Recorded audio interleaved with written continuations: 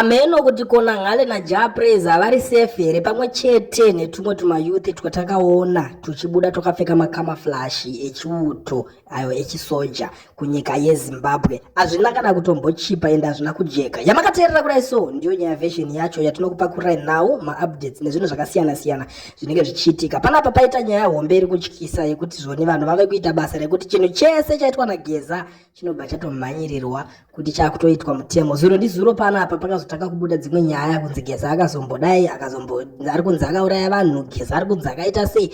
Nyaya dzese dzakabuda nekuti akange apanduka kuti achada nezvebato reZANU-PF. Panapa pane nyaya iri kubuda vaGeza pavakabuda vachitaura statement ravo vachipa vachiadresa nyika vachipa signal yekutanga vachiintrodusa nekuindosa march yemusi wa 31 iyo demonstration yemusi wa 31 vakanga vari kutaura nezvayo. Vakabuda vakapfeka hembe dzechiuto, hembe idzodzo dzakonzeresa mutauro panyika yeZimbabwe ende tiri kuona vanhu veZANU-PF vari kuita kupanika kusanganisira napresident wacho amene kuti chii chaanenge ari kuitwa ipapapa. Asi tiri kuona kuti pamifananidzo yatakaona pamaphotos akanga chiso chake achisi kuratidza kumenyukira kana kuti kufara sezvatinомbojaira kuona achiita achirova majaivha ake ayaya, nekuti apa ari kutadza kunyatsonzwisisa kuti chii chiri kuitika. vaGeza vakatotaura kuti zvoni Mnangagwa anoziva kwandiri asi chete haakwanise kundi aprocha nekuti igwara hatizive kuti zvairevei, asi ndo mashoko akabva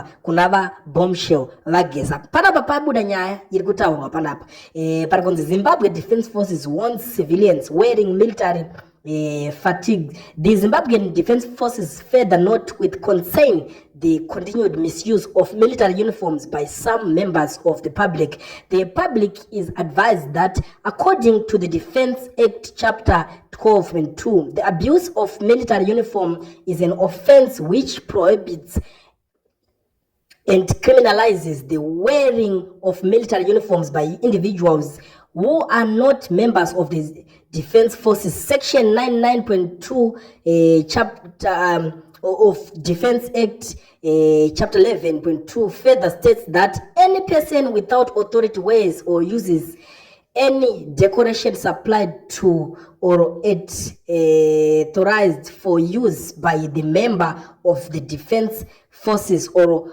other military forces, or any decoration so nearly resembling such decoration as to be likely to deceive shall be guilty of an offense. Nyaya iyo yakutaurwa nekuti zvapfekwa navaGeza ende tsamba iyoyi payanga yatombobuda yakanga iri kunzi ndeye kunyeba, vamwe vari kuti ndeye fake, vamwe vari kuti ndeye chokwadi. Niki mangwana kutouya kuedza kuisanitizer kana kuti kuipolisha kuti iratidze kuti inyaya yechokwadi. Panapa takaona veruzhinji vachipfeka macamouflage, asi tinoziva kuti pamazuva ava Mugabe camouflage yechiuto yairovesa mambama. Mukabvunza vese vakararama panguva yava Mugabe vakamaona mambama aidzemurwa vanhu nehurumende yekumashure kana kuti nemauto enguva yava Mugabe. Iko zvino hatizive kuti chii chakanga chakuitika, vanhu vave kungopfeka zvinhu zvechiuto, hatizive kuti zvivindi, kudherera, kusatya, kuita sei. Asi nyaya yacho haisi kunyatsotambirika kana kuti kugamuchirika nekuda kwechikonzero chekuti zvave kutaurika nhasi nekuti yapfekwa naComrade Bombshell kana kuti yapfekwa naComrade Geza. Ndo pari kuita dambudziko chete, asi vana veZimbabwe havana dambudziko nekusaipfeka nekuti vanoziva kuti zvoni mutemo wagara haubvumidzi munhu kuti ange achipfeka uniform yechiuto. Zvakangofanana chero yemapurisa hakuna kana anomboipfeka as long as asiri mupurisa nekuti vanoziva kuti zvinhu zvinosungisa. Asi yechiuto yakanga yapfekwa zvakatanga nevanhu vanosapota bato reZANU-PF, vanozviti varakashi vakomana, vanozviti vasupporters vacho. Tiri kutaura varakashi vepaground kwete vepasocial media vacho, vanozviti masupporters ivavo, mayouth acho vakanga vave kungoonekwa vakaipfeka ende hapana kana musi wavakambokanganiswa. Nesuwo taitoshamisika kuti zvairevei nekuti takanga taakuvhunduka kuti saka masoja ave kusapota ZANU-PF here, ndo nyaya yakanga iri kunetsa. So iko zvinezvi hatisi kuziva kuti vachaita sei nekuti mhuri yeZimbabwe yave kuda kuziva kuti kamukomana kanoimba kamwe kanonzi Kona Ngale kakajoina chiuto here. Zvimwe zviri kuda kuzikanwa futi izvozvo. Japreza anoimba nemarasta ake iwaya nekureba kwese kuya akajoina chiuto here. Zvinhu zviri kuda kuzikanwa.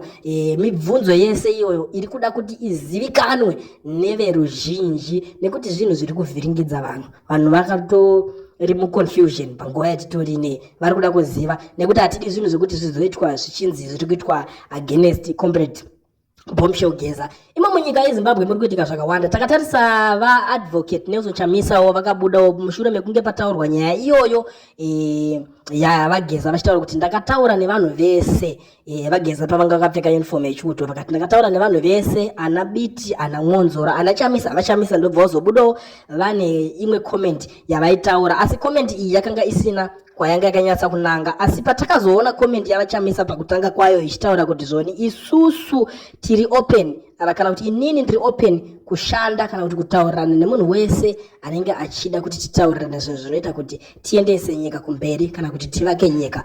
Ipapo pavakataura statement iroro vaMunangagwa vakanga vari kunyika yeNamibia uko kwaitwa inauguration yekugadzwa kwemumwe mutungamiriri mutsva weikoko. Zvakazovhundutsa vanhu inguva vakadzoka zuva risati raidoka asi vakatoenda ikoko zuva ratokwidza.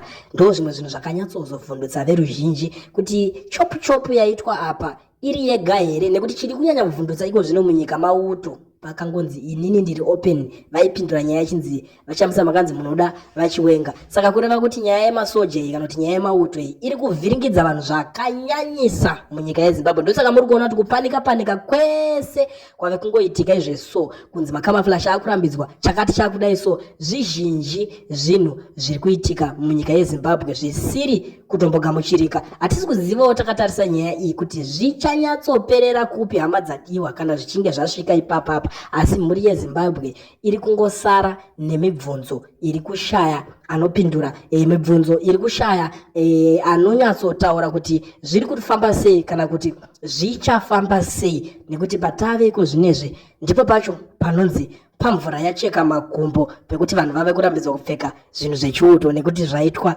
naComrade Bombshell Geza. Hurumende yeZANU-PF inozivikanwa zvakanyanyisa nekuda kudzvanyirira munhu wese anenge achiita chinhu chake aita chinhu ari kunze kwebato reZANU-PF nekuti zvakaitwa ndizvinhu izvozvo nemunhu anenge achiri mubato ravo reZANU-PF havamboiti dambudziko nazvo asi iko zvino tiri kuona kuti nyaya iyi takaitarisa kutsvaga kuda kupomera mhosva kuna vaComrade Bombshell Geza kureva kuti panenge pachitaurwa kuti mamwe majenerali vanenge vari mimomo vanenge vachitoshanda nekushandiswa this regime chiripo iko zvino iyi nekuti haisi secret munhu wese anozviziva kuti president ndo vanenge vari commander in chief saka hatisi kutaura edu zvakawanda kana kuti chii asi tiri kungoti zvinenge kuvhiringidzika kari kutoitika ipapapa. Ndo mastatement ezvinhu zviripo nyaya yacho yakawanda vaniki mangwana takupai maiona ndo zvinhu zviri kuitika saka garai madedza mane shamwari movaudza kuti kana muchida kunyatsotsanangurirwa zvinhu zviri kuitika